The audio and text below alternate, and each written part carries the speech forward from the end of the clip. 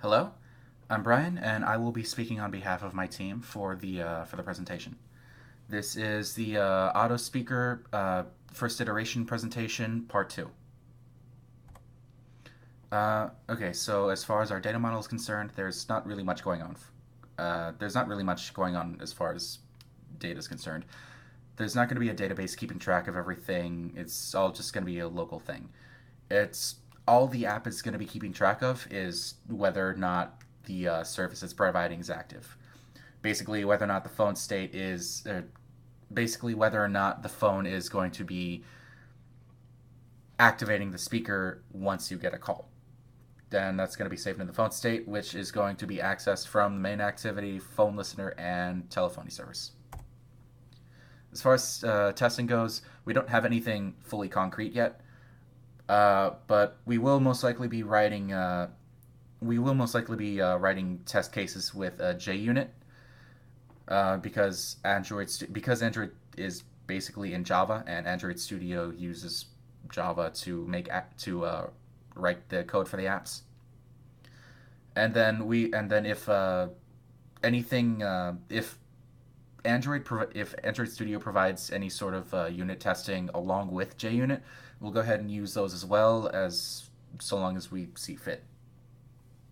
As far as black box testing is concerned, uh, we'll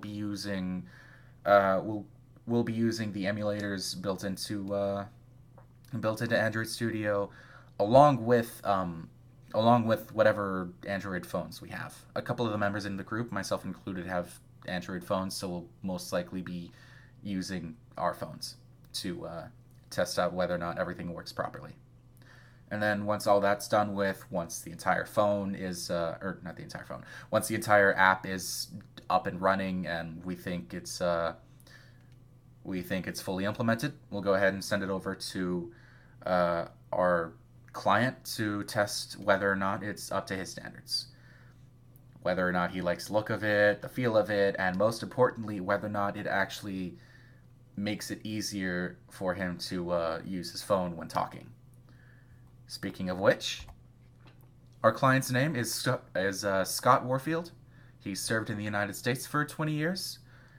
He is a senior advisory developer at the IBM X Force Internet Security Department, and the reason he's having us making this app is because he is quadriplegic.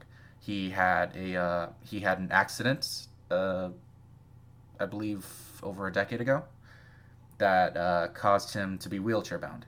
He can't. I don't believe he has any use or any mobility as far as his legs go, and he can move his arms, but he doesn't have any sort of control over his fingers, which is why he's having us make this app for him so that him and people like him would be able to use their phones with a lot more ease.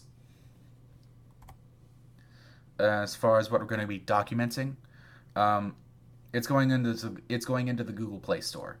So we're going to need the permissions, the what the app actually does for people to read when they want to download the app, and the license that we're gonna need to apply to the app.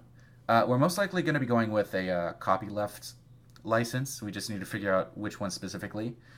Um, we need to find. We were going to go for one that makes it so that people can use the app for free, because we're not going to charge people for this. The client doesn't want to charge people for this. It would be pointless for us to charge people for this. So we're just going to go with a freeware license.